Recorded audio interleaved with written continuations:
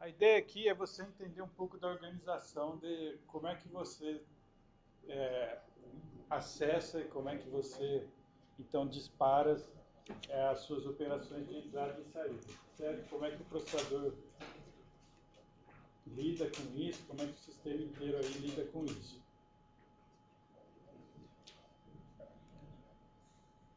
Então, comparado com o que a gente estava vendo nos capítulos anteriores, é uma coisa um pouco mais alto nível. Né? A gente estava dentro do processador, depois eu mostrei um pouquinho como era a hierarquia de memória dentro da organização de como você projeta uma cache, etc. Aqui ele vai olhar mais no nível que está nessa figura aqui. Né? Grandes blocos, um diagrama aí de um sistema inteiro, e tentar falar um pouquinho de como essas coisas conversam, de como é que você conecta essas coisas para conseguir passar informação entre elas. Né? E uma das coisas importantes que ele vai mostrar no final é você dimensionar o projeto de um sistema de I/O de um computador. Né? Então, no final do capítulo, acho que ele usa um exemplo de um servidor e analisa o sistema de I/O desse servidor para ver o quanto ele consegue sustentar de operações. Então, nessa parte, a ideia principal, né, de você projetar um sistema de I/O para uma máquina é você identificar o gargalo, né? Quem é o cara que trava o sistema, vamos dizer assim, né? Qual é a sua menor taxa sustentável aí de operações, porque isso é que vai determinar o que o resto todo pode se comportar. Né? Não adianta eu ter um pedaço do meu sistema muito rápido e um outro pedaço muito lento que tem que conversar junto. Então, você acaba não conseguindo usar as taxas maiores. Né? Então, aí ele vai discutir um pouco modelos de como você conecta as coisas e quais as principais grandezas envolvidas nisso. Certo? Bom, ele caracteriza os dispositivos de entrada e saída pelo comportamento, né? Se ele faz uma entrada, se ele faz saída ou se ele faz armazenamento. Ele também caracteriza por quem é o interlocutor dele, né? Com quem esse dispositivo interage. Então, o teclado, por exemplo, é um dispositivo de entrada, onde o partner dele aí, né, o interlocutor dele é um humano, tá certo? E a taxa de dados que ele atinge vai ser alguns bytes por segundo. Né? Em compensação, um disco de armazenamento vai ter uma máquina como o partner dele e vai ter uma taxa de dados bem maior que isso, certo? E aí você vai organizar essas coisas e uma maneira comum de você ver é ter organização baseada em barramento. Né? Então você vai ter... Barramento, na verdade, é um conjunto de fios, né, onde você tem ali a possibilidade de passar as informações de um dispositivo para outro. Então, normalmente você tem controladores para dispositivos específicos, né? Então o disco tem o controlador de disco e assim por diante. A placa gráfica vai ter o controlador dela, etc. E esses caras conversam num barramento e o processador atua como mestre nesse barramento, disparando operações para serem realizadas pelos dispositivos. Hoje em dia já tem outros modelos que não barramentos, né? Porque barramento ele tem um problema de contenção. Né? Se você tiver muitas coisas plugadas no mesmo barramento, você começa a ter aquela história de contenção, uma coisa similar ao que acontece em rede, certo? No fundo, é uma coisa similar ao que vocês veem em redes. Barramentos muito longos também tem problema, então se você tem muita coisa para conectar, não é bom. Então, hoje em dia, existem alternativas de implementar esse mecanismo de interconexão entre os módulos, né? Uma das que você mais pode ver falar por aí é o que o pessoal chama de NOC, tá? Que é Network on Chip. Então é como se você tivesse uma rede dentro do chip. Ao invés de ter um barramento, você tem um monte de coisas assim, onde você tem roteadores e nós plugados nesses roteadores. Tá certo? Esses nós seriam sua memória, seu processador, tá certo? Seus controladores. E aí ele fala com um roteador mesmo, um switch, como se fosse a mesma ideia de rede. E esse cara roteia o tráfego entre os vários módulos do circuito dentro dessa rede de conexão. Então você leva aquele conceito que você tem de redes de computadores para dentro do chip. Tá certo? Então isso é uma alternativa que as pessoas pesquisam hoje em dia para conseguir escalar no número de coisas que você consegue conectar e fugir dos problemas que você tem com barramento. Então aqui você pode botar algoritmos de roteamento, coisas do tipo igual tem em redes mesmo. Certo?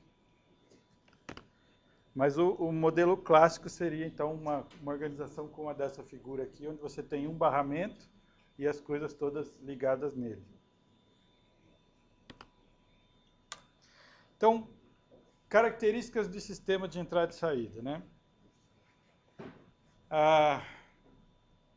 Dependability aí, né? Como é que a gente traduz dependability? Seria confiabilidade. O problema é que tem palavras diferentes em inglês que se traduz para a mesma coisa em português, né? Então,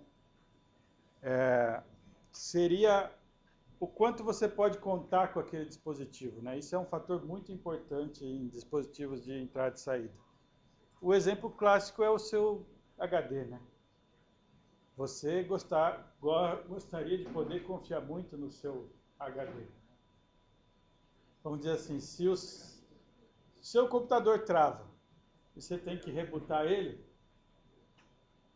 você pode ficar muito bravo, porque de repente você perdeu 1 hora de trabalho, porque você não tinha lembrado de salvar no meio, ou 2 horas de trabalho. Mas aí você rebuta ele, volta e tudo bem. Agora, se o seu disco pifa e faz 1 mês que você não faz backup, com sorte 1 mês, né? Porque backup, não sei se vocês são muito disciplinados em fazer backup. Certo? Então, aquele 2 dias antes de entregar o trabalho final de curso, o disco capota, né? É uma situação que não vai só te deixar muito bravo, né? Vai passar bem além disso, certo?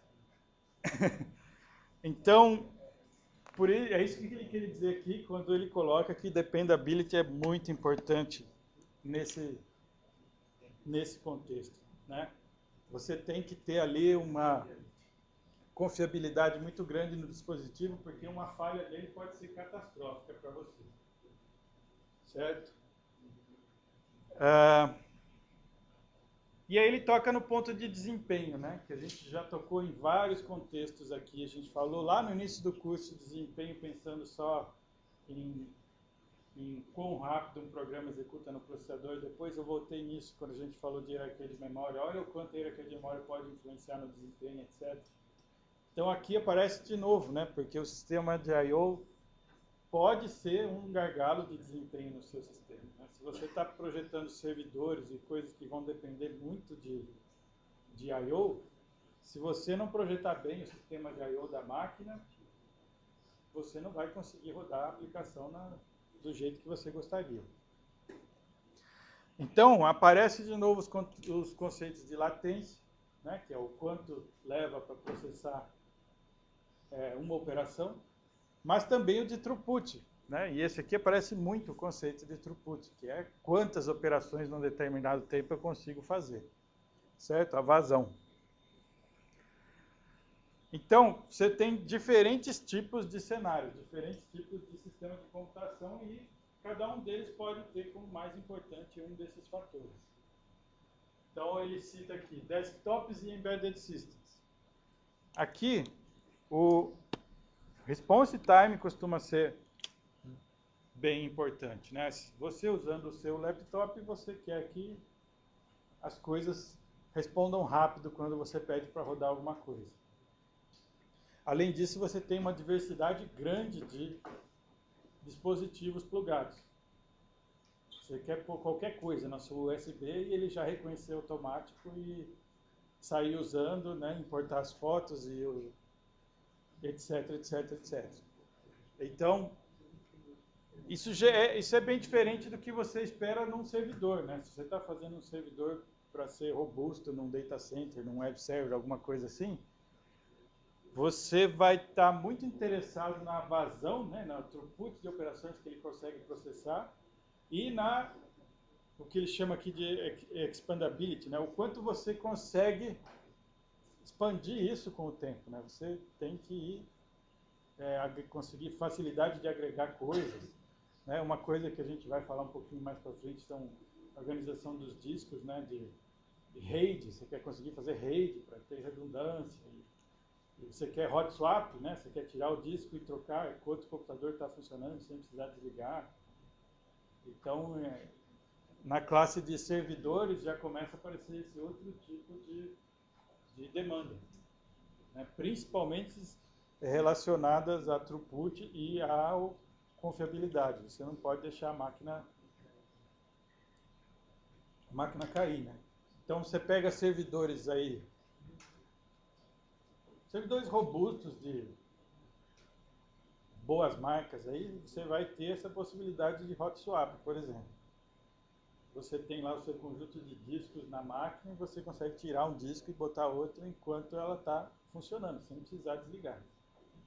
Então, se falha um disco, você consegue trocar o disco que falha sem precisar derrubar o sistema do ar e depois colocar de novo.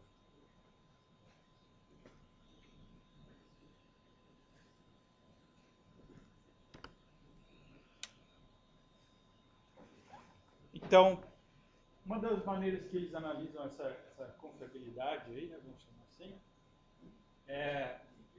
você está num sistema onde você está entre essas duas situações aqui, né? Você está fazendo o serviço, você está realizando o serviço como esperado, de repente acontece uma falha. Essa falha, se acontece essa falha, você passa para um outro estado onde o serviço está interrompido. E você está fazendo alguma coisa para recuperar da falha. E depois você tem a restauração, né? Você se recupera e volta e continua prestando o serviço. Você tem um monte de tipos de falha aí que pode acontecer. Algumas delas podem ser falhas simples, que você se recupera rápido e nem interrompe, na verdade, muito tempo a prestação do serviço, né? Então, o system failure que ele está falando aqui é realmente capotar tudo, né? Então, você pode ter falhas leves, onde você contorna rapidamente com redundância, com alguma coisa do tipo, se recupera, tudo continua, ou você pode ter falhas catastróficas aí, que tira a coisa do ar e você leva um tempo para se recuperar. Então, tem umas medidas que você vê, por exemplo, você vê isso em relação a discos, né? Se você pegar a especificação de discos aí, provavelmente varrer um pouquinho o site de fabricante, etc., você vai encontrar esse tipo de medida aqui, que é Mean Time to Failure, que é esse MTTF aí. Na verdade, isso aqui não é só para componentes de computador, não, tá? Esse tipo de coisa aqui é usada em engenharia em geral. Eu acho que, por exemplo, lâmpada também você deve conseguir encontrar um número desse em alguma especificação aí de fabricante. Então, Mean Time to Failure é o tempo médio para falhar, né? Que ele levaria para falhar. E o interruption, né, o quanto você fica parado, é o mean time to repair. Então, o tempo médio que você leva para reparar o sistema e conseguir fazer a restauração do serviço. Então, usando esses dois tempos, eles definem o mean time between failures, certo? Que nada mais é que a soma dos dois. Então, eu tenho ali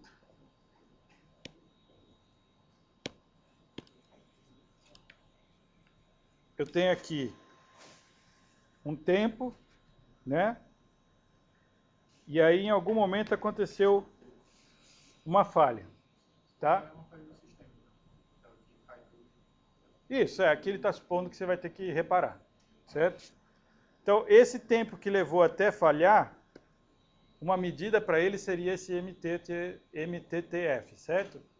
Aí aconteceu uma falha, você vai ter o MTTR aqui, que é o tempo que você vai levar para reparar, né? E aí acontece a restauração. Aí começa a funcionar de novo, certo? Começa a funcionar de novo até que aconteça a próxima falha. Então aqui seria o MTTF de novo, certo? Por isso que ele diz que o Between Failures, né, o MTBF, é a soma dos dois. Tá? Essa noção aí na linha do tempo que ele está querendo te passar. Bom, e aí ele vai te dar uma medida de disponibilidade, que é tentar fazer uma proporção desse tempo onde a coisa esteve realmente disponível. Então você faz a razão disso. Né? Você faz a razão do tempo que leva para falhar, que é onde você realmente está disponível, dividido por o tempo total. Certo? E aí você chega nesse availability que ele está mostrando aqui. Tá? Então, isso são medidas de confiabilidade, de disponibilidade aí do dispositivo. Então, olhando essa relação aí de disponibilidade, né, você vê que o que você pode fazer para aumentar a disponibilidade, então? Né? Você pode trabalhar no MTTF ou no MTTR, certo? Você pode aumentar o MTTF, isto é, aplicar técnicas para que torne as falhas mais espaçadas. Então, isso vai ter a ver com evitar falhas, tolerância a falhas, né? Predição de falhas, certo? Isso acontece muito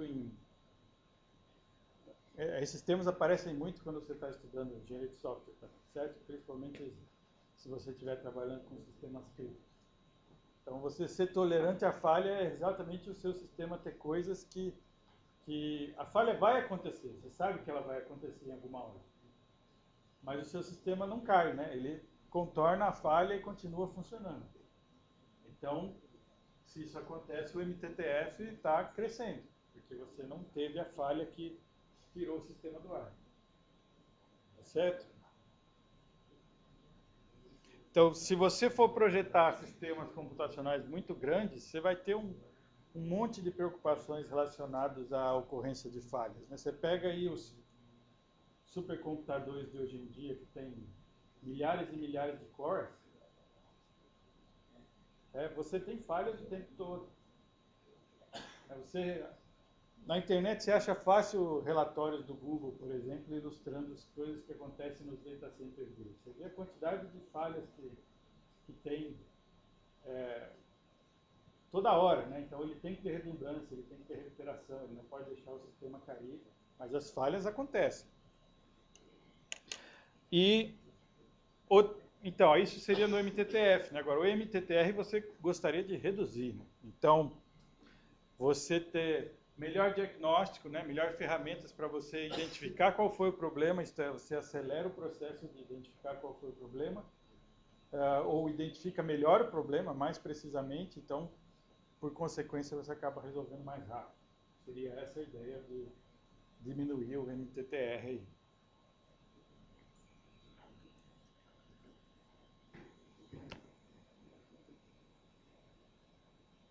Tudo bem? Então agora ele vai dar um exemplo aqui de um dos dispositivos que vocês mais usam aí, né? Tem mais contato, que é o HD. Não sei se todo mundo já viu um HD desmontado. Acho que sim, né?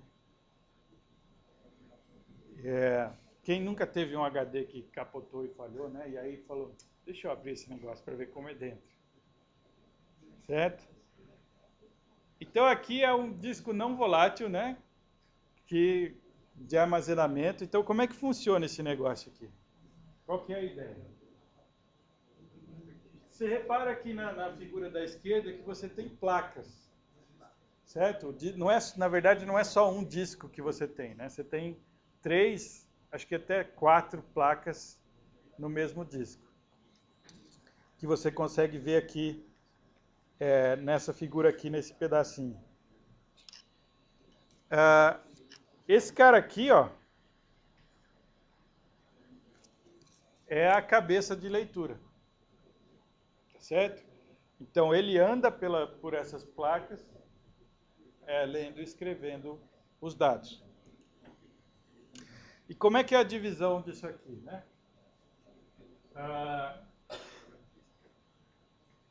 Cada disco desse, ele é dividido em trilhas, setores, tá certo? E o conjunto de trilhas aí formam os cilindros. Né? O cilindro seria você olhar uma projeção aí transversal nos 3 discos, certo? Então pensa que se você pegar um CD, um DVD na mão e olhar a parte de baixo dele, você até consegue enxergar alguns círculos concêntricos, né? Pode.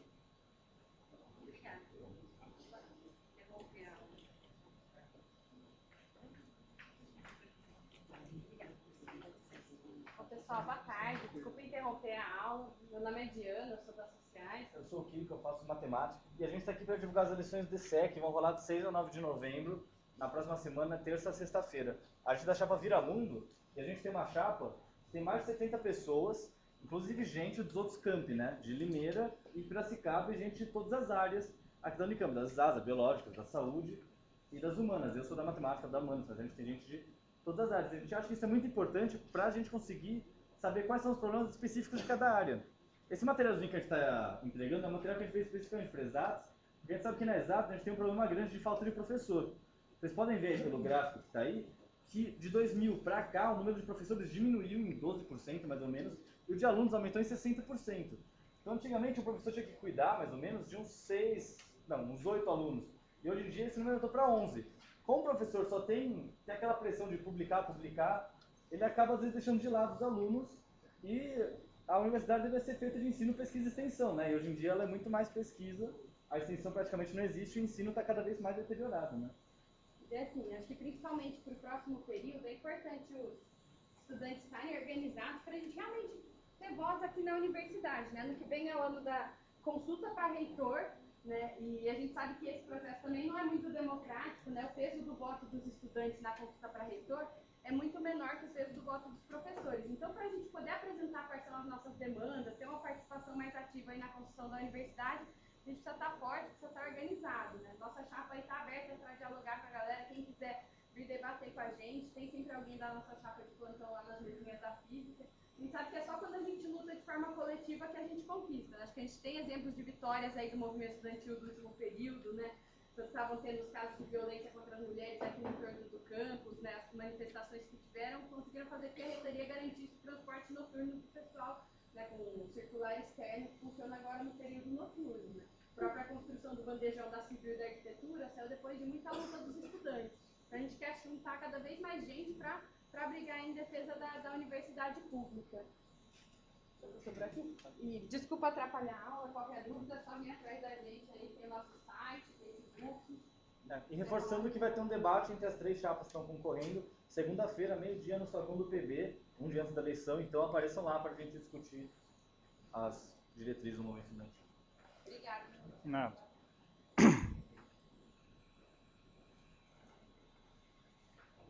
Bom, então, a gente tem três discos, né? E eles são divididos em trilhas.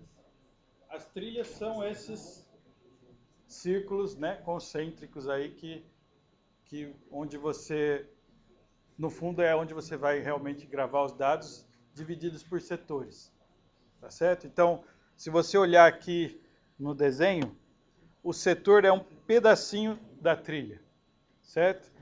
A trilha é essa volta toda aqui.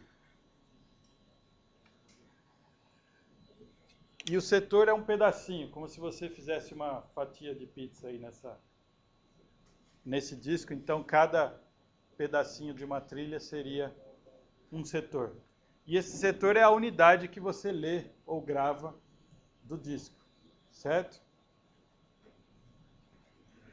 Então, qual que é o trabalho de você conseguir fazer um acesso a isso aí, de você conseguir fazer uma leitura ou uma escrita nesse dispositivo?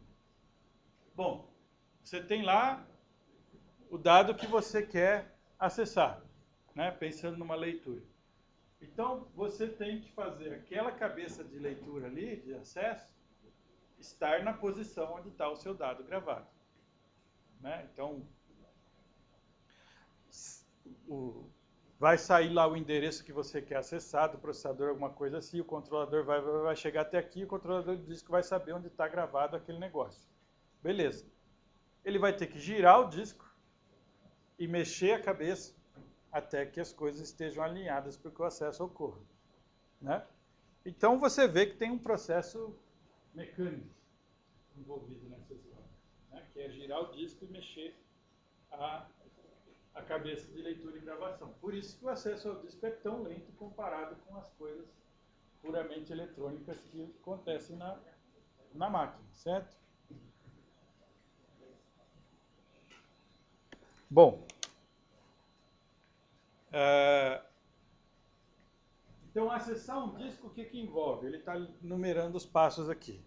E está dando as palavras-chave aí que é usada para cada um desses passos. Bom, ele coloca aqui como primeiro passo um enfileiramento, caso você tenha muitos acessos sendo feitos, né? Você pode ter que ficar ali guardando num buffer o seu acesso ser completado. A partir daí, você tem o seek, que é o mover a cabeça, para buscar a trilha certa. Você tem a latência rotacional, que é girar o disco para que o setor correto fique embaixo da cabeça. Aí sim você tem o acesso efetivo, que é a transferência dos dados, né? A cabeça vai lá e lê os dados que estão naquele setor, ou naqueles setores, se for um acesso sequencial em vários setores.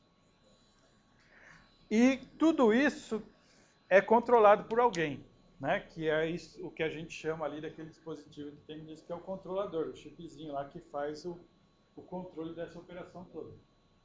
Então ele tem um overhead, porque ele fica monitorando isso e fica tomando as decisões, certo? Então, são esses 4 componentes aqui que vão te dar o tempo de acesso que você gasta para ler aí ou escrever uns setores no disco, certo? Bom, cada setor tem lá o dado, mas logicamente que ele também tem que ter um ID para identificar ele, né? Para você conseguir buscá-lo no disco. E o tamanho do setor, ele pode variar, né? O tamanho comum até alguns anos atrás aí era 512 bytes. Mas, bom, aqui na época que o livro foi escrito, ele colocou aqui 4.096 bytes proposed, mas na verdade hoje em dia já tem dispositivos com setores de 4.096 bytes, não é mais só proposed, ele já está virando realidade, né? Então, se você acessar sites de fabricantes aí tipo, sei lá, Western Digital, Seagate, alguma coisa desse, se for olhar os discos que são mais topos de linha para desktop, vocês já vão ver alguns que conseguem trabalhar com dados em setores de 4.096. Bom, aí tem mais algumas coisas de controle, como código de correção de erro e gaps para alinhamento, né, de campos de alinhamento e de sincronização dentro de um setor. Muito bem. Então aqui ele dá um exemplo já para você tentar entender throughput e taxas aí de sustentação, e no caso aqui é tempo de acesso, né? Ele fala para você calcular o tempo de leitura, né, para um dado disco. Então ele pega e te dá informações para você calcular esses 4 componentes e aí descobrir qual que seria o tempo de acesso desse disco. Então o que ele disse? Ele falou, tem um disco aqui que tem setores de 512 bytes, ele roda a 15.000 RPMs, é um disco rápido, mas 15.000 é um número bem elevado para disco. Eu acho que os de desktops mais normais hoje ainda giram nos 7.200, mais ou menos.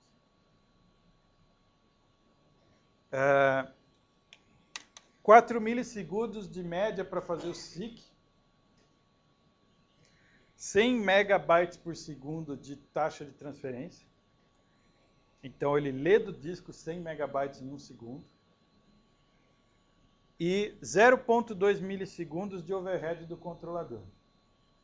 E para não ter problema com fila, ele fala, assuma que o disco está idle, o disco está livre para você fazer o acesso.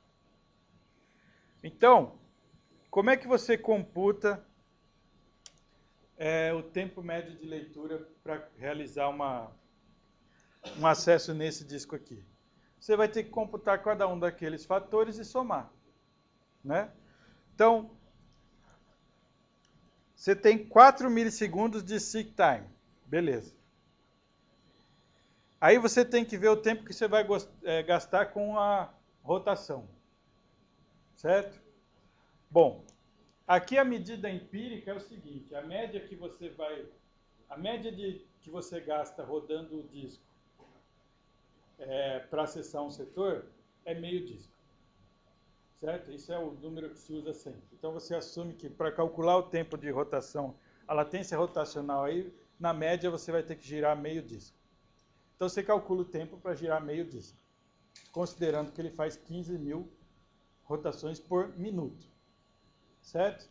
Então se você fizer essa conta aqui, o que ele está fazendo aqui? Não era isso. O que ele está fazendo aqui? Ele está pegando esse meio aí, né? Que eu falei que ele assume que vai fazer meia rotação, rodar meio disco.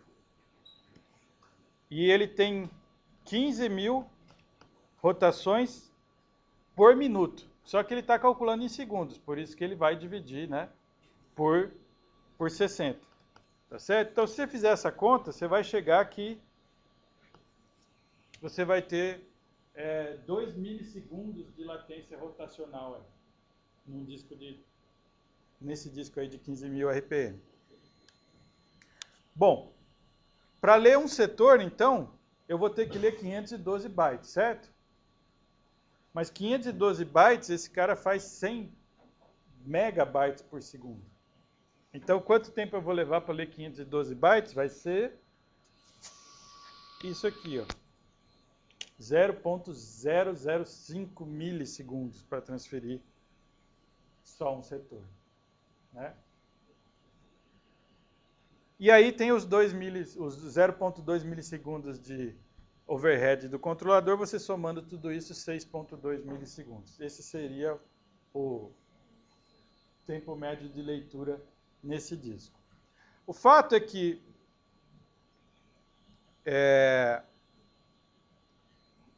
ele coloca um outro número aqui embaixo, onde ele fala, se o tempo de SIC médio real for 1 milissegundo, então, na verdade, eu tenho o tempo médio de leitura de 3,2 milissegundos. Por que ele coloca isso? Porque essa medida de tempo de SIC aqui, é muito difícil você tentar dimensionar isso, né? Então, o jeito que os fabricantes fazem isso para divulgar o número, se não me engano, eles fazem a média de todos os deslocamentos possíveis aí de leituras, certo? No disco. E aí faz uma média do tempo e dá esse tempo aí. Só que, na realidade, os dados são organizados e os acessos são organizados pelo SO de maneira que você faça acessos em blocos, em coisas que não estão longe uma da outra, tá certo? Ele faz uma organização esperta dos acessos para não pagar um tempo muito grande nisso aí. Não é um acesso, pega um setor lá, outro na outra ponta. É sempre as coisas organizadas para que você esteja acessando de maneira eficiente. Então, na prática, o seu tempo médio de acesso pode ser bem menor do que aquele que está especificado no disco, porque ele é feito de uma média não muito favorável. Por isso que ele fala que se o tempo que você pega na prática for 1 milissegundos, então, na verdade, você tem um tempo de leitura bem melhor do que aquele que você calculou com o número anunciado pelo fabricante.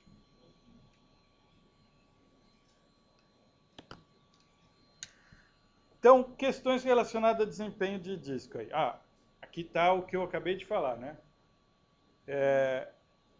O average seek time eles calculam baseado em todas as possíveis seeks, né? Então, todos os possíveis deslocamentos para fazer o seek lá da trilha correta. E o SO, ele usa essa coisa de localidade, ele tenta deixar os acessos próximos em sequência, né? Para você aproveitar e não ter que ficar girando muito o disco. Então, na verdade, eles vão levar na prática a um tempo de SIC menor do que esse que os fabricantes usam como medida. A alocação dos setores físicos no disco também é feita de maneira a tentar privilegiar, né? Quer dizer, não sei se vocês usam muito isso, mas você sempre tem aquela ferramenta de desfragmentação do disco, né? Alguém já deu uma olhada nisso? O que ela vai fazer, né? Ela não te mostra o negócio todo fragmentado e de repente fica lá mexendo as coisas e no final está organizado bonitinho. É para aumentar a localidade, no fundo é isso que ela está fazendo, né? Ela está deixando os setores do mesmo arquivo próximo no disco. E aí quando você vai fazer a leitura, você tem um acesso bem mais rápido no arquivo. Essa é a ideia daquela ferramenta de desfragmentação, né? Então, o controlador, você vai ter as interfaces para falar com o mundo externo do disco, né? Então, pode ser SCSI, pode ser ATA, pode ser SATA. Isso aí, no fundo, é a interface e um conjunto de comandos. Define aí a interface e o conjunto de comandos que você tem que falar com o dispositivo. E os discos usam cache, certo? Os discos modernos, eles usam cache. Então, você pode fazer prefetch de setores, por exemplo. Você vê que você está fazendo um acesso sequencial, você já começa, você já supõe que vai precisar do setor seguinte logo em seguida e já faz o prefetch e guarda num buffer. Na verdade, então, quando o cara pedir, você não acessa o disco, você já devolve e coisas desse tipo. Ou então você acessa alguma coisa e aquilo já fica disponível na cache, se você pedir de novo, já devolve. Então, aquele conceito de cache que a gente já trabalhou em outros contextos aparece aqui também. Então, se você pede de novo um dado e você está com esse dado guardado na cache do disco, você não tem mais a parte mecânica da coisa, certo? Você já está ali guardado, já está lido e guardado na cache do disco. É só devolver. E o acesso vai ficar bem mais rápido. Bom, disco, certo? Que acho que é o que, dos dispositivos que ele fala aqui, o que vocês estão mais acostumados. já faz muito tempo que tenta-se encontrar uma alternativa aos discos magnéticos, né? Mas o normal é, inventava uma tecnologia nova, só que até a tecnologia ficar madura o suficiente para virar um produto, o pessoal dos discos já tinha melhorado os discos e quando a coisa saía, o disco já tinha alcançado e já estava maior e mais rápido e nunca teve mercado, né? Já teve várias tecnologias que apareceram aí nas últimas décadas que foram candidatas a substituir o disco magnético e nunca vingaram. Aí a atual é o flash, né? Mas o flash ele tem um cenário bem mais favorável do que os predecessores deles, né? Por quê? Porque o flash ele tem um mercado muito forte nos sistemas embarcados, nos iPods e celulares e etc., né? Nas câmeras, nos memory cards, etc. Então, esse mercado fez com que valesse o investimento de evoluir o flash. Porque ele tem um mercado que não era o de disco, não era de substituir o disco do computador simplesmente. Então, os desenvolvimentos de memória flash, eles meio que tiraram proveito de existir esse mercado totalmente paralelo ao de HDs, onde o HD não entra, certo? Você não vai querer pôr um HD no seu iPod. Apesar que já existiu o iPods, os primeiros, um iPod grandão que tinha um HD dentro, né? Super pesado. Então, você quer aquele nano pequenininho, você quer o seu celular fininho com 32 GB e etc, né? Então, esse mercado aí do produto de consumo eletrônico aí fez com que muito dinheiro fosse colocado em cima do desenvolvimento de flash.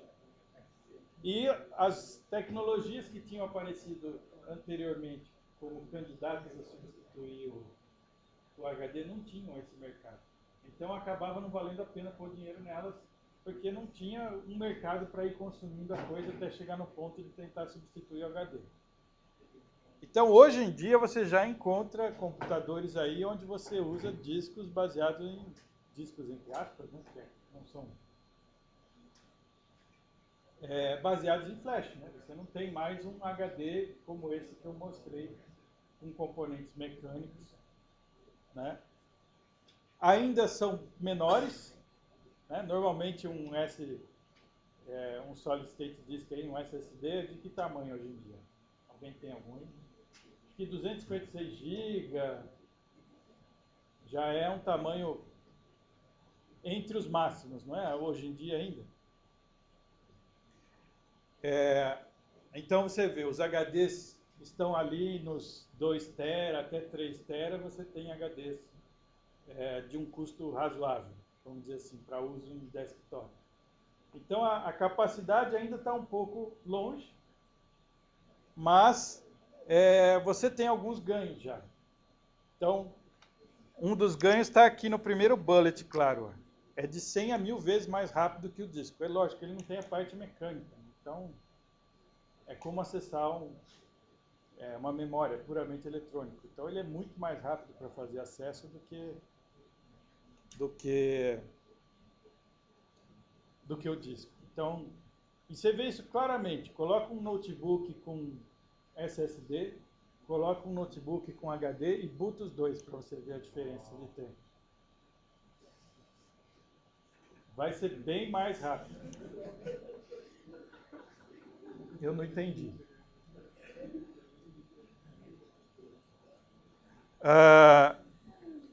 Menor, como eu já falei, certo? Muito menos energia. Você gasta muito menos energia para fazer o acesso. Mais robusto em termos de falha, né? Porque você tem a falha mecânica do disco, a falha da cabeça, você tem... Balançou, bateu, a cabeça encosta, perde o disco e coisas do tipo que não vai acontecer aqui, apesar que também você não vai poder dar uma pancada muito forte, lógico, mas é mais robusto. Mas o preço ainda é alto comparado com o HD, tá certo? Então, gigabytes por dinheiro que você gasta ainda está bem acima. Mas não é absurdo, né? Essa evolução do flash, dado o mercado de sistemas embarcados, fez com que esse preço caísse muito nos últimos anos e possibilitasse o surgimento dos SSD aí. Então, hoje, o custo está mais ou menos entre o disco e a memória RAM.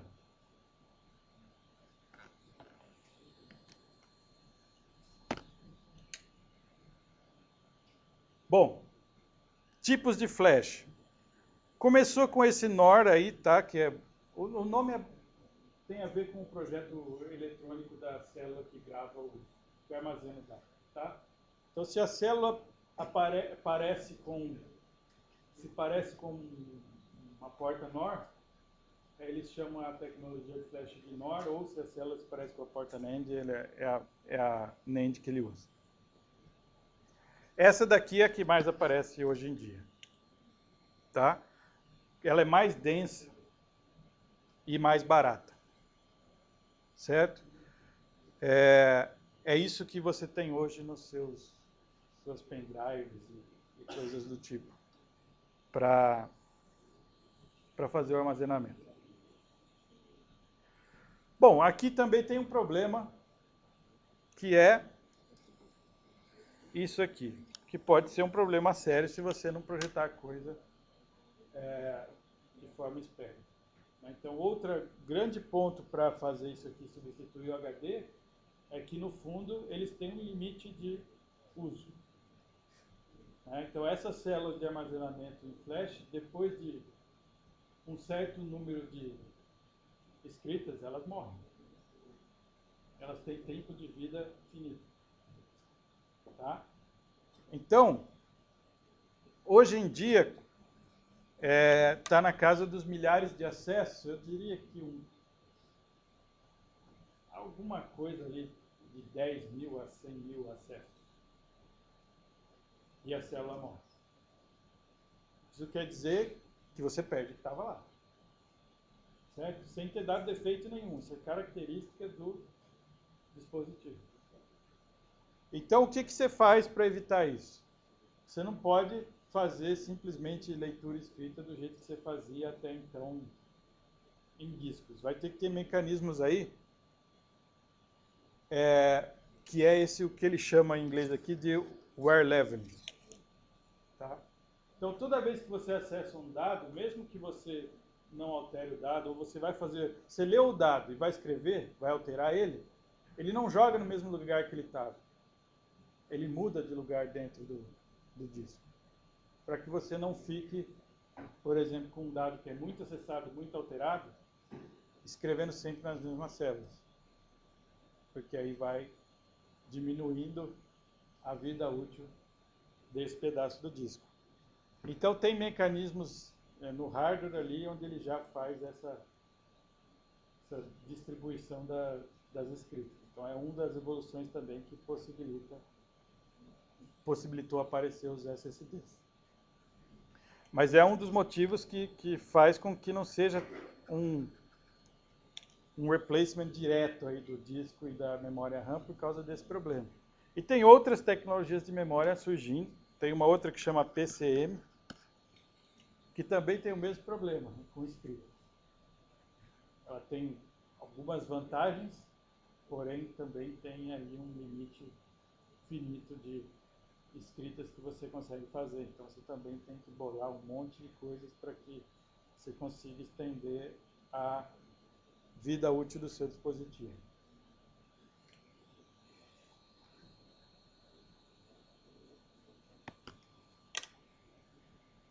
Bom, componentes aí para interconexão. Eu já me adiantei, né? Falei, o mais comum é o barramento, né? Que é um canal aí de comunicação compartilhado. No fundo, um conjunto de fios onde você passa os dados e os sinais de controle para que as coisas sejam sincronizadas. E que isso pode se tornar um gargalo no seu sistema se você tiver um grande número de dispositivos tentando se comunicar aí intensamente, você vai ter uma via só para passar tudo. Então, obviamente, você acaba congestionando a coisa e não anda, certo? Então, aí você vai ter um desempenho limitado, não só por esse número de conexões que você tem no barramento, mas também por fatores físicos, porque se você tem um chip grande, você vai fazer um barramento de uma ponta a outra, o tamanho do fio interfere no tempo aí que passa o dado de um lado para o outro. Então, fazer barramentos muito grandes não é uma boa ideia. E aí você tem a alternativa mais recente, que eu também já mencionei, que é você criar redes dentro do chip. Certo? Então, você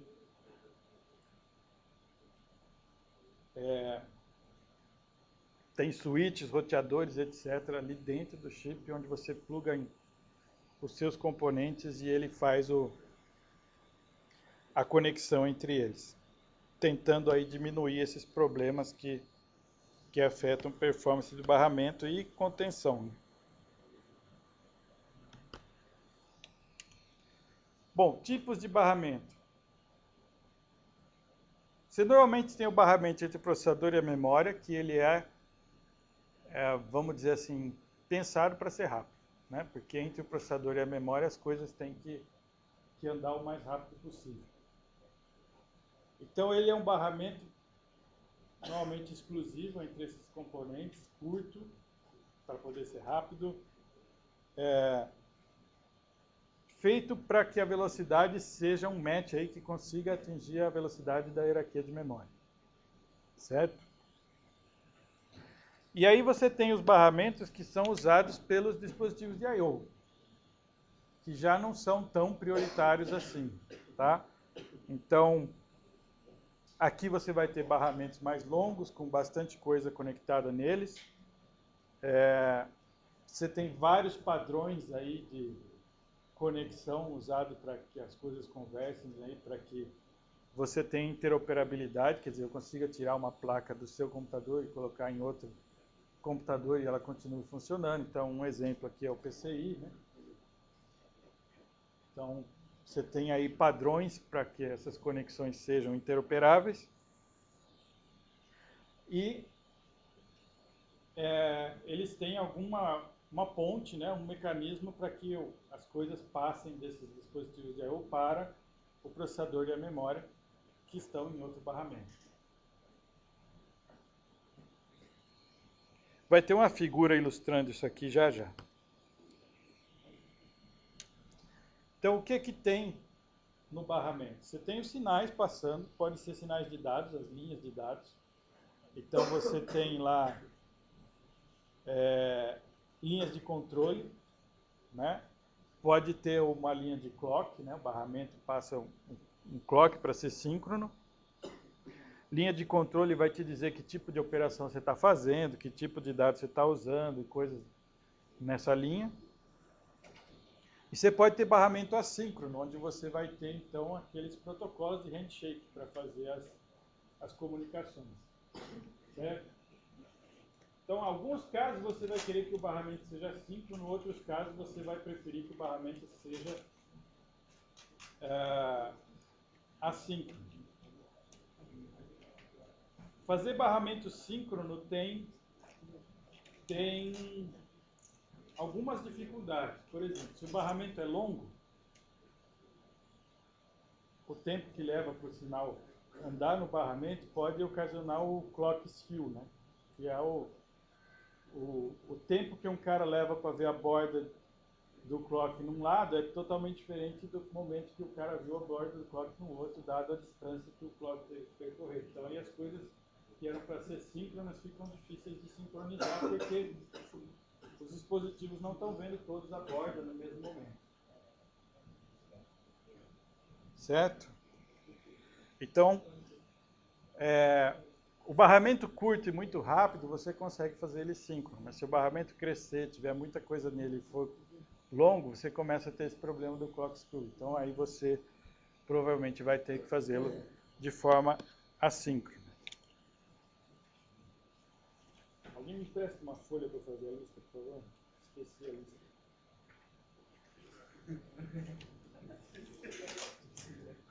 A folha de 17? Ninguém trouxe um caderno.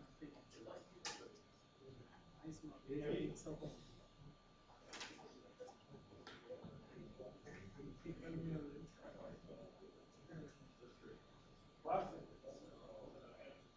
Ah, então pode passar essa aí, melhor aí. Tem espaço para assinar ainda, Rodolfo? Então, beleza. Bom, isso aqui é para te dar uma ideia de barramentos que existem por aí, certo? Padrões de barramentos para você conectar coisas no computador.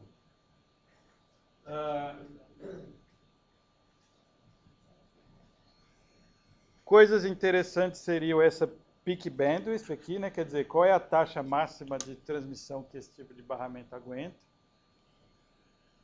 Quantos dispositivos por canal ele aguenta? Se ele é hot pluggable, que é que se você consegue plugar a coisa e ele já sair funcionando como você faz no USB, por exemplo, certo?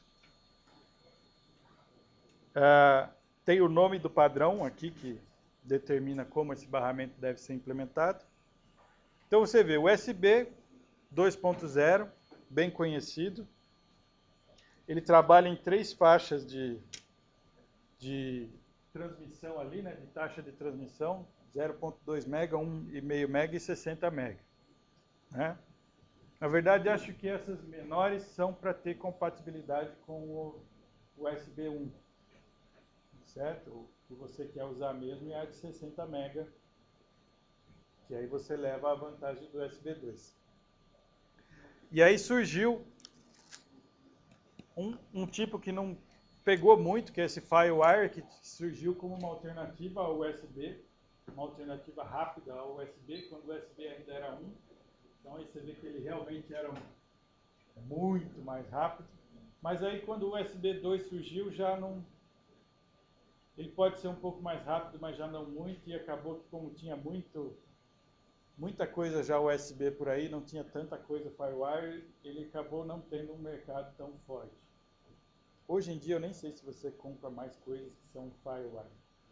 Houve um tempo que tinha muita câmera de vídeo, coisa assim, por causa da taxa de transmissão boa, eles colocavam FireWire. Mas depois que apareceu o USB 2, que já atingiu um nível próximo, ele já sumiu. Hoje em dia faz muito tempo que eu não vejo um dispositivo que seja FireWire.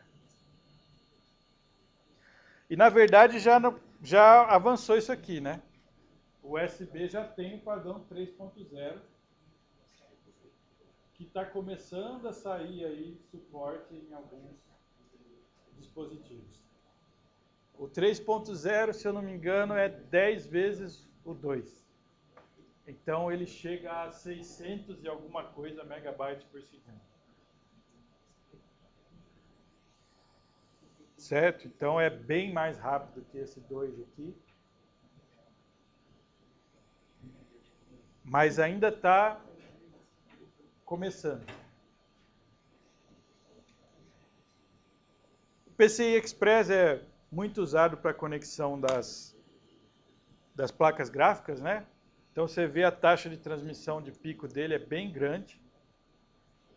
São 250 megabytes por segundo por lane. Mas aí você tem o PCI Express 1x, que seria isso. Aí você tem o de 2 lanes, o de 4 lanes e 16 e assim vai. Então você acaba tendo gigas aqui por segundo de taxa de transmissão. E essas daqui é comum para os discos, né? Para os HDs é comum esse nível aqui de essa ordem de grandeza aí para a taxa de transmissão. Então são barramentos aí que tem o seu nicho, né? Que quase todo PC que você pegar vai ter pelo menos o USB, o SATA e o PCI Express, né? Esses 3 aqui você tem praticamente em qualquer PC que você pegar. E aqui tem uma organização típica de uma máquina do estilo x86, né? Uma máquina de estilo Intel. Tá? Então, o que eu tenho aqui? Aqui ele está um dual... Seria uma organização para um dual Xeon aí, né? Um servidor com 2 processadores Xeon. Então, tem a parte aqui que é chamada de North Bridge, que é essa parte aqui de cima. Isso é onde está conectado o processador e a memória. E com a evolução das placas gráficas, elas acabaram sendo promovidas a estar ali também, porque elas precisam de uma taxa muito alta de troca de dados. Certo? Então você vê ali tem um PCI Express de 16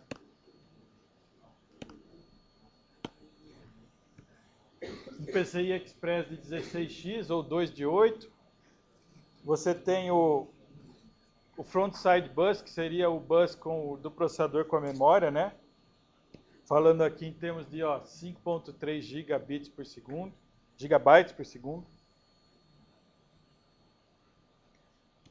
Aqui está o do processador, que é 10.5, certo? Então esse cara aqui é o chamado de North Bridge, que seria as conexões das coisas muito rápidas. E o de baixo, o South Bridge, é onde estão os dispositivos, os controladores de I/O. Então você vê a diferença da classe de taxa entre os dois, né? O North Bridge lá é pequenininho, só com as coisas muito rápidas. E o South Bridge aqui tem um PCI Express já de 1 GB, não de 4. E tem aqui o teclado, que é 1 MB por segundo. Tem o USB 2, né, de 60. Tem os HDs, né, os ATAs. Seria o ATA lá, 300. Então, toda a parte de I/O tá aqui embaixo. E esses caras conversam para que esses dispositivos de I/O consigam chegar lá até o processador e a memória. Isso aqui, esse typical aqui, talvez esteja mudando na realidade de hoje em dia, tá? Porque o livro, se não me engano, é de 2009. Então, em algum momento para frente disso, eu não lembro exatamente em qual processador. A Intel seguiu um caminho que a AMD já seguia, que era colocar esse North Bridge dentro do chip do processador. O processador estava sobrando espaço, levou para ficar mais rápido as coisas para dentro. Então, antigamente, isso aqui é o que você chamava de chipset da placa-mãe. Certo? Isso aqui é um chip separado na placa-mãe que o processador conectava nele com esse barramento bem rápido aqui e ele coordenava essas coisas de I/O. Esse do North Bridge, nos da AMD, desde o Opteron, já é dentro do mesmo chip do processador. Né? E o da Intel, eu não sei se todos, mas alguns hoje em dia também já são dentro e fora fica só o que seria o South Bridge aqui. Então essa organização aqui, para os sistemas de hoje em dia, deve ter evoluído um pouquinho. Esse cara que eu grifei em verde aqui, ele está sendo absorvido pelo chip onde fica o processador. E aí você fica mais rápido ainda. Né?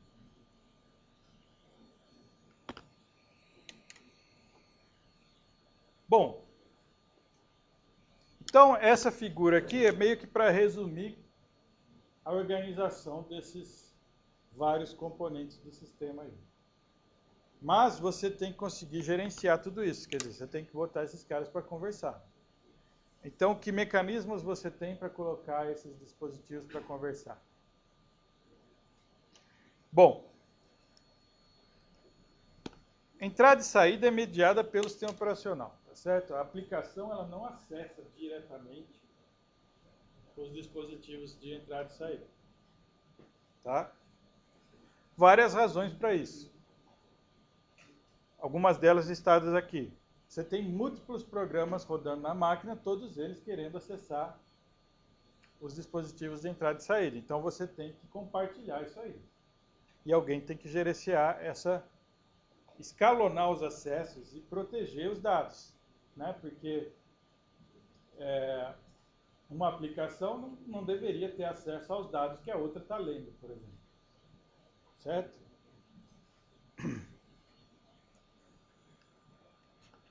Como é que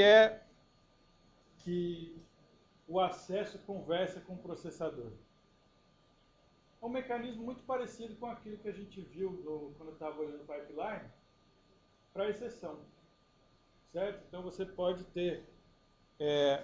quando você está trabalhando num mecanismo assíncrono, né, que seria, por exemplo, interrupções, o que você tem é um mecanismo muito parecido com o de exceções que a gente já viu. Aconteceu alguma coisa, dispara um sinal lá, interrompe o processador e ele trata aquilo que tem que ser feito. Bom, fazer essa programação direta dos dispositivos, né, que é o trabalho que tem lá embaixo no SO, na conversa entre o SO e os drivers, é um negócio bem chato. Né? É um monte de registradores de código, de status e etc. que você tem que ficar setando e lendo e coisas do tipo. Então é trabalhoso e não é algo que você, programando aplicação de alto nível, vai querer ficar fazendo na mão. Certo? Então é por isso que você tem aí as funções que você chama do SO para fazer o I/O para você. Né? Sei lá, você está em C, você vai fazer fclose, fopen, etc. E você não tem a menor ideia de como é que isso está chegando ou não lá no disco. Certo? Mas está vindo o arquivo e está gravando seus dados. É isso que te interessa. Então, essa parte lá de baixo dessa negociação aí de quem acessa o que e tal, isso aí fica tudo escondido de você.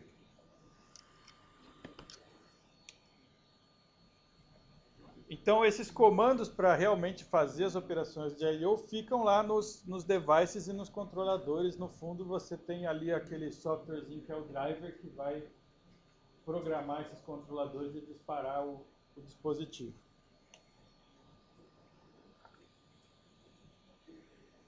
Bom, como é que isso é feito? Então, como eu já falei, você tem normalmente alguns registradores especiais que o dispositivo te oferece, e você vai lá e escreve os comandos nele, ou você lê o status dele para saber se a operação já foi completada ou não, certo?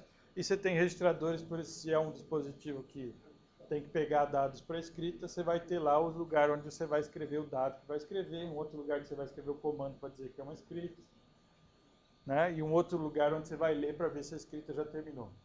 Então, são vários registradores onde tem que ficar fazendo esse monitoramento.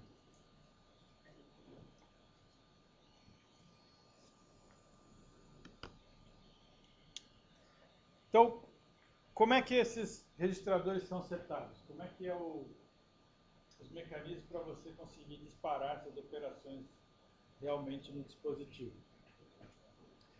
Um mecanismo muito comum é o Memory Mapped I/O, quer dizer, mapeado em memória.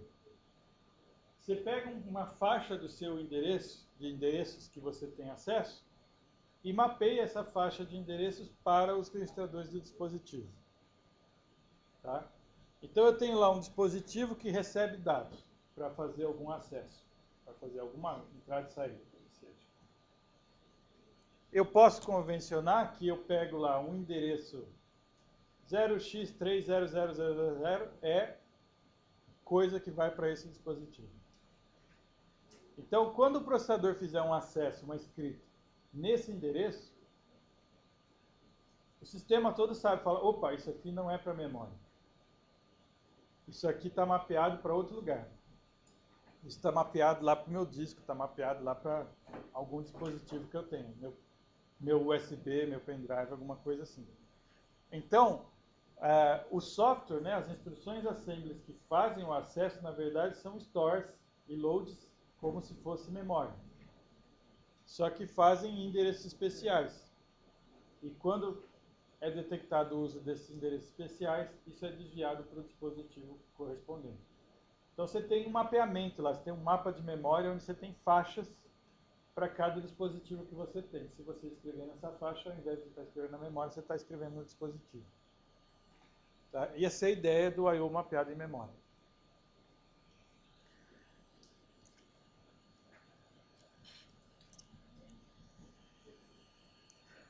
Bom, esses endereços normalmente são feitos através do mecanismo que a gente já viu, né, de tradução de endereço, coisas que a gente viu no capítulo 7. O SO consegue fazer isso ser acessível somente por ele. Então, essas faixas de endereço que estão mapeadas para dispositivos específicos são faixas que só o kernel consegue escrever, por exemplo. Então, a aplicação chama lá uma função de script. Isso, na verdade, é uma system call, que chama alguma coisa do SO, e aí o SO consegue escrever e disparar o acesso ao dispositivo. Mas a aplicação não consegue ir lá nessa faixa de endereço que é o dispositivo e escrever direto nele. Então, esse é um jeito de fazer. Outro jeito de fazer é você ter no seu ISA instruções de I/O. Então, o processador tem instruções específicas para I/O, certo? E o Intel, o x86, é um exemplo de processador que tem isso.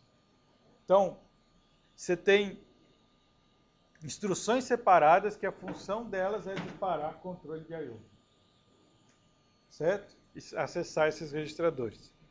E essas instruções serão executadas, então, em modo kernel, que a gente fala, né? Em modo superusuário. Só o SO fazendo isso. Então, ao invés de você ter uma faixa de endereço, você, através de stores, fazer chegar lá no dispositivo o dado, você tem uma instrução assim específica que é para transportar e escrever aquele registrador daquele dispositivo. Certo? Então, um controle de I/O no ISA. Esse aqui você não precisa de instruções do ISA. Você faz load store normal. O que te diz que é um I/O é a faixa de endereço no qual você está fazendo. Certo? Então, aqui você vai gastar opcodes específicos. Né? Vai ter instruções específicas para I/O. No de cima você não precisa.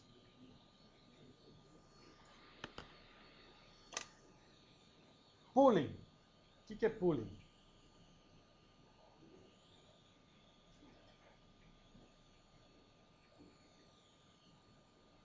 Pooling é quando você tem o dispositivo e ele tem um registrador de status. Né? Você manda ele fazer alguma coisa, como é que você sabe se ele acabou? Como é que você sabe se foi sucesso ou se deu algum erro? Ele tem registrador de status, mas é obrigação do processador ficar lá lendo aquele registrador de status de tempos em tempos para descobrir o que aconteceu. Certo? Então, o processador está executando o programa, de tempos em tempos ele para o que ele está fazendo, vai lá, acessa o status, vê se está tudo ok, acessa de novo. Isso é um overhead em cima do trabalho do processador, tá certo? Mas seria isso, é uma consulta periódica ao status para saber se a coisa está indo bem.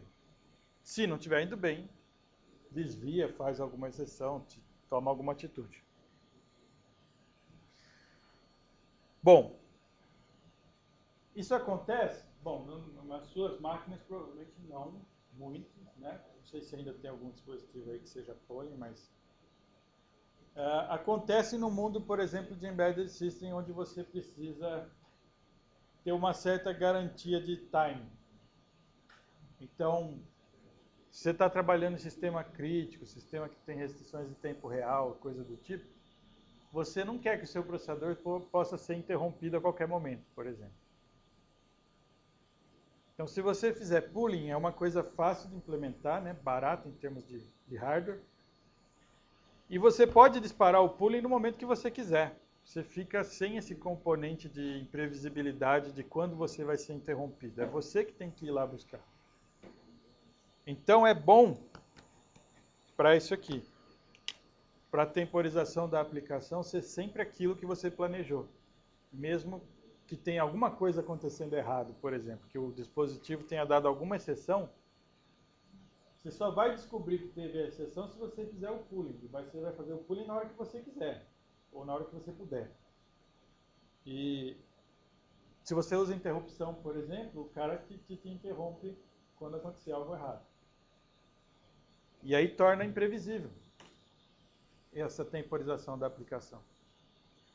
Então é barato de implementar e tem essa vantagem da previsibilidade, que o pessoal de sistema embarcado, principalmente aqueles com restrições muito sérias de tempo, eles procuram. Agora, se não é esse o caso, você vai estar jogando o tempo da CPU fora, né? Porque você podia estar processando, você fica parando toda hora para ver se o cara acabou ou não. Então, em outros cenários, não é uma boa ideia. É um desperdício. Já mencionei a interrupção, né? Que é quando o dispositivo está pronto, ele interrompe o processador e avisa, ó, acabei.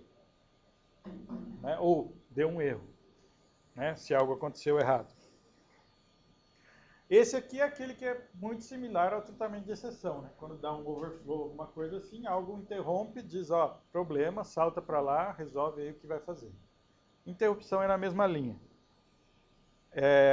Só que ele não tem essa sincronização que você consegue fazer com o pooling, né? Você não sabe quando vai vir a interrupção, basicamente. Você não tem muito controle sobre isso.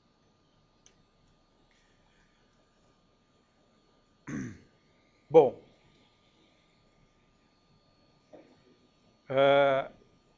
uma coisa muito comum de acontecer aqui é você ter níveis de prioridade para as interrupções.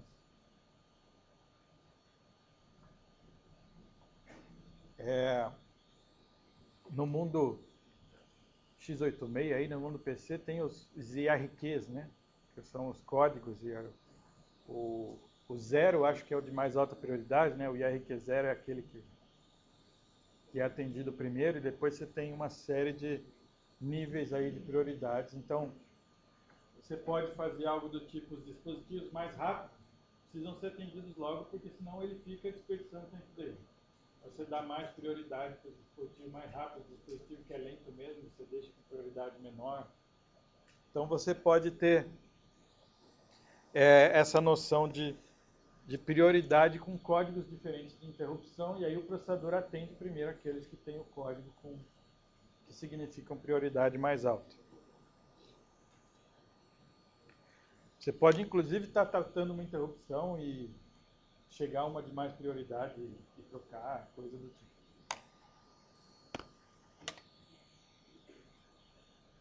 Bom, então, pensando em transferência de dados, tá? Essa interrupção e esse pooling, eles podem ser interessantes quando você está fazendo coisas pequenas, tá? Mas imagina que você quer transmitir para o disco, sei lá, 10 MB de dados da memória para o disco. E cada escrita, cada pacotinho de escrita, o processador tem que ir lá, setar as coisas e mandar escrever. Tem que ir lá, setar as coisas e mandar escrever. Né? Cada bloco de escrita desse. Ele não vai mandar os 10 megas de uma vez. Isso é dividido em blocos para ser organizado lá nos setores do disco. Então, se o processador ficar cuidando disso, para todas as escritas que você quiser fazer, você não faz mais nada. Vai ser um overhead absurdo na operação do sistema inteiro. Então, para dispositivos que você tem que são muito rápidos ou que têm essas transmissões muito longas, né, essas cargas de trabalho muito longas, nenhum dos dois é uma boa ideia. Né? O que aparece é o DMA. Tá? Então, o que é o DMA? É um cara que gerencia a transferência. O processador diz para ele, olha, eu preciso transferir 10 megabytes da memória para gravar nesse arquivo do disco. E dispara. E volta a executar a aplicação, ou volta a fazer o que tem que fazer. O DMA é que vai cuidar da transferência. Ele vai disparar as leituras da memória, pega o dado que veio da memória, joga para o disco.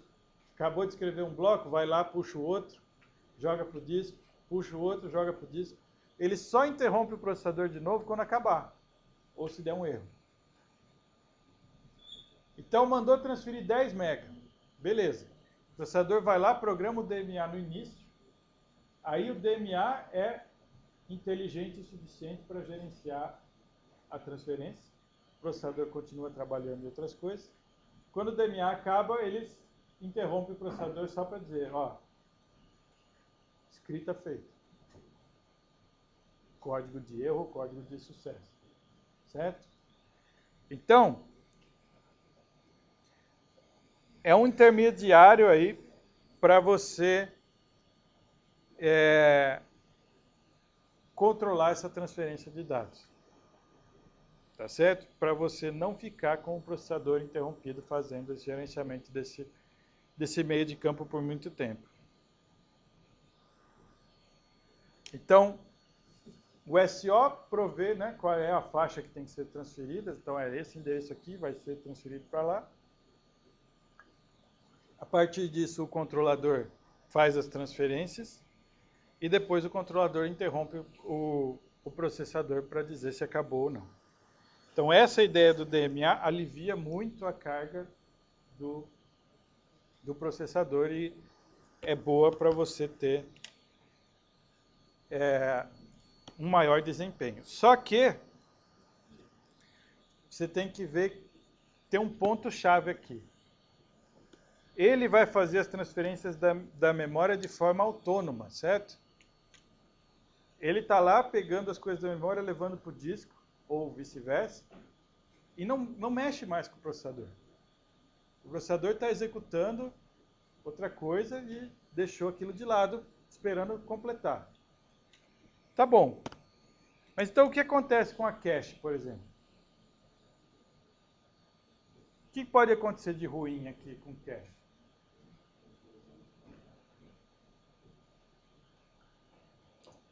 Suponha que você está lendo coisas do disco jogando na memória. Quem te garante que você não está jogando em endereços que estão na cache?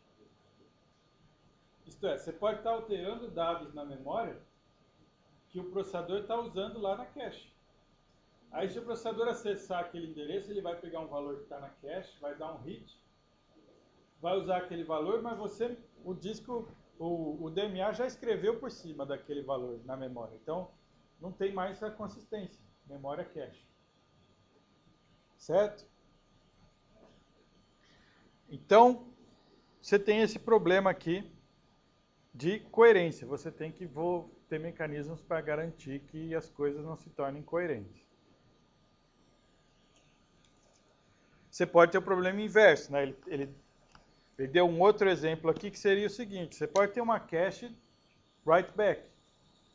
E aí você está transferindo da memória para o disco, mas a cache ainda está com o dado lá e ele pode estar dirty. E não foi atualizado na memória. Então tem o problema inverso também. Então, um jeito de contornar isso é você fazer o flush da cache de todos os blocos que vão ser usados pelo DMA. Né? Você força como inválido todos os blocos de cache que vão ser acessados pelo DMA. Ou então você faz uma faixa especial de memória, né, que ele fala que non-cacheable, quer dizer, não uso cache para esse pedaço e esse pedaço é o que eu uso para o DMA ficar fazendo as transferências. Isso é uma outra possível solução. Certo? Bom, além de... Problema similar acontece no nível da memória virtual, né? A gente tinha esse problema com a cache e também tem com a memória virtual. A gente sabe que o SO vai usar os endereços virtuais, mas não necessariamente esses endereços virtuais correspondem a endereços físicos contínuos. Tá certo? E aí, o que o DMA usa? O DMA usa o endereço virtual ou usa o endereço físico? Quem faz a tradução? Quer dizer, se ele usa endereço virtual, o controlador, na hora de escrever, teria que saber fazer a tradução de endereços, que é o que o processador usa lá, a TLB e a tabela de páginas para fazer. O que parece complicado. Se o DMA usa o endereço físico, Bom, aí você tem um problema, porque as coisas podem não estar em páginas contínuas na memória. Então, se você lê alguma coisa que atravessa a fronteira de uma página, né? Então, sei lá, eu pedi para transferir 10 MB. Não quer dizer que as 10 MB vão estar em sequência na memória, certo? O endereço virtual pode estar usando páginas espalhadas. Então, como é que ele faz essa transferência? Então, aí, um jeito de você fazer é dividir isso em múltiplas transferências, onde o SO vai programar um monte de transferências para que elas não passem da fronteira de páginas. Certo? Aí ele faz a sequência correta de páginas que tem que ser transferidas. Ou você força a alocação de páginas contíguas em onde você vai fazer DMA. Então você pode quebrar as transferências em tamanhos de página, do tamanho da página, ou você pode forçar a alocação de página contígua.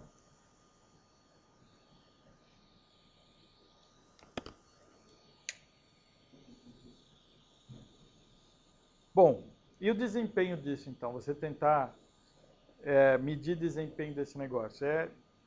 Tem bastante coisa para olhar, certo? Tem bastante coisa para tomar cuidado quando você tentar fazer avaliação de desempenho do sistema de I/O.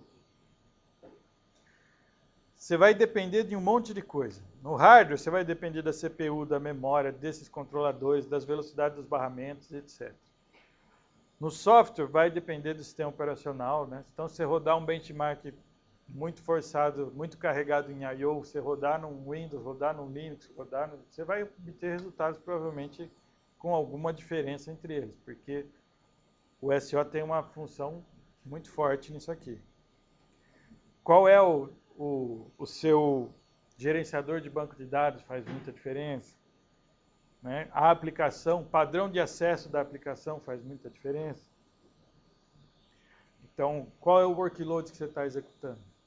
Faz muita diferença. Então, o cara que vai projetar um sistema computacional desses grandes, etc., ele tem que fazer a coisa meio voltada para aquilo que ele vai querer executar, porque se você vai pôr um web server para rodar ali, ou se você vai pôr um gerenciador de banco de dados, pode dar um padrão de uso totalmente diferente.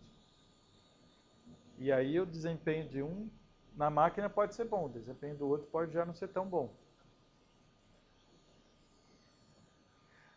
E, no fundo, o que o cara vai estar sempre fazendo é um balanço entre tempo de resposta e throughput.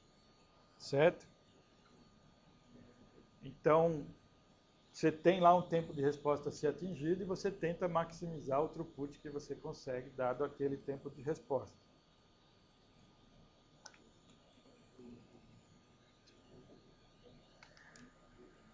E nessa tentativa de padronizar essa avaliação de desempenho pensando em I/O, do mesmo jeito que quando eu falei de avaliação de desempenho lá no início para vocês, eu citei benchmarks que o pessoal usa para avaliar os processadores, acho que eu citei o SPEC naquela aula, você vai ter benchmarks aqui específicos para avaliar coisas onde você é focado em entrada e saída.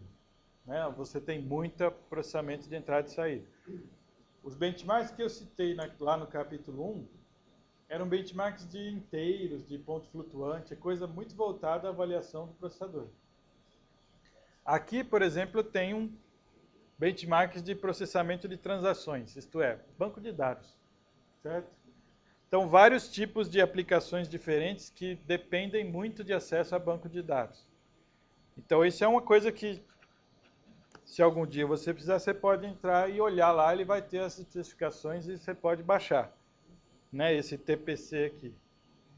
Então, ele tem aplicações do tipo que eles falam B2B, né, que é decisões de negócio. Você consulta um monte de dados em banco de dados e tira decisões de negócio em cima disso. Aplicações de comércio eletrônico também pode cair coisas desse tipo. O online order entry aqui. Outro exemplo que ele dá é brokerage firm, né? Isto é, aplicações de você intermedia a negociação, né? Então aqui é um benchmark focado em coisas que são baseadas em processamento de transações, certo? O que ele está interessado? Taxa de I/O. Isto é, quantas operações são transações pequenas, mas ele quer fazer muitas, certo? Então ele está interessado nessa quantidade de operações de entrada e saída que ele consegue fazer por segundo. O throughput medido está sujeito a limites de response time, né? Você pode ter deadlines para responder, coisa do tipo. Lógico que é banco de dados, então você tem as propriedades lá, né, do banco de dados. Bom, isso é um exemplo. Tem outros exemplos. A própria spec, que faz aquele benchmark que eu mencionei, que era voltado para processadores, também faz outros conjuntos de benchmark. Então aqui ele cita dois que são relacionados a I/O, que é o de File System, onde basicamente ele simula um servidor NFS, e o de Web Server, onde você tem um Web Server inteiro configurado no benchmark, você configura clientes e começa a disparar requisições para esse Web Server. E você tem vários cenários. Você tem cenário de Bankline, se eu não me engano, você tem um cenário de e-commerce, e o cenário de suporte seria pessoas mandando requisições para perguntas e coisas assim. Tá? Então você consegue configurar isso aqui para ter milhares de requisições por segundo ou menos. Aí você balanceia para o que você quer testar. Mas no fundo é um negócio composto por Apache, por PHP, por tudo lá, a pilha inteira de um servidor web que você configura os clientes e começa a disparar via rede as requisições HTTP e ele te dá um relatório de como o servidor está se comportando. Então ele tem várias medidas lá que você pode tirar, sessões simultâneas, né? Quantos usuários simultâneos você tem, seu throughput, coisas desse gênero aí.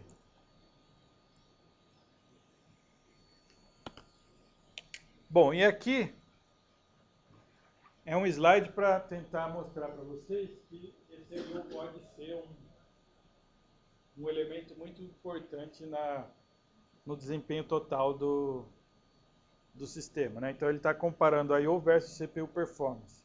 E ele te lembra daquilo também que eu mostrei no capítulo 1, que é a lei de Amdahl, né? Quer dizer, se você começar a melhorar muito apenas um ponto do teu sistema, o ganho total fica limitado, certo? Porque você só vai ter ganho naquela parte afetada por aquela melhoria. Essa era a lei de Amdahl, né?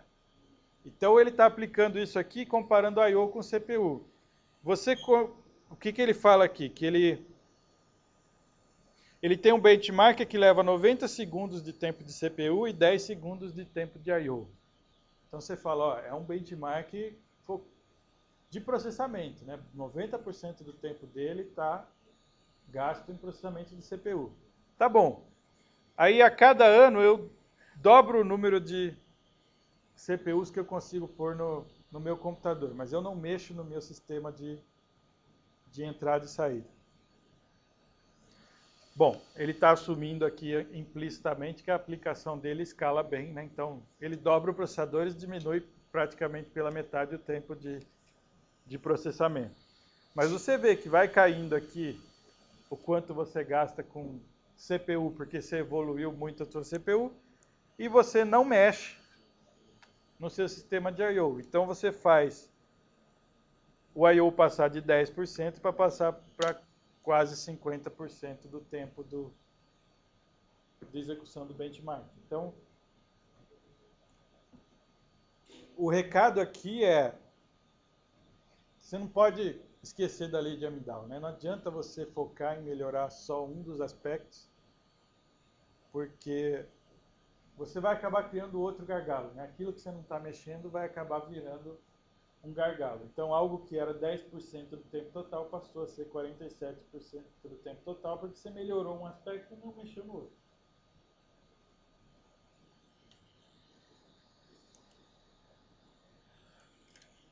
Então, você tem muito tentativa de melhora de desempenho hoje em dia por causa de paralelismo, etc. Mas não adianta só pensar em paralelismo colocando mais processadores. Você tem que dar vazão de I/O para eles. Porque senão você não vai conseguir aproveitar o poder todo que você está colocando na máquina. Então, projetar I/O para máquinas muito grandes é difícil. Porque elas têm um poder de processamento absurdo. Só que você tem que ter dados para sustentar. Você tem que ter dados para processar. Então você pega aí os supercomputadores de meteorologia, de Petrobras usa aí para sísmica e etc. O projeto de I/O deles é bem complexo. Né? Eles vão ter nós, especialistas em I/O lá. Eles dependem de conexão de rede muito rápido. Muito, muito rápido. Para que consiga o dado fluir num tempo que mantenha a máquina ocupada. Né? Porque você está falando ali de milhões de threads rodando ao mesmo tempo.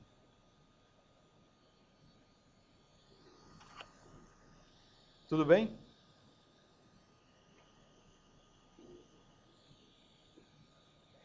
Dúvidas?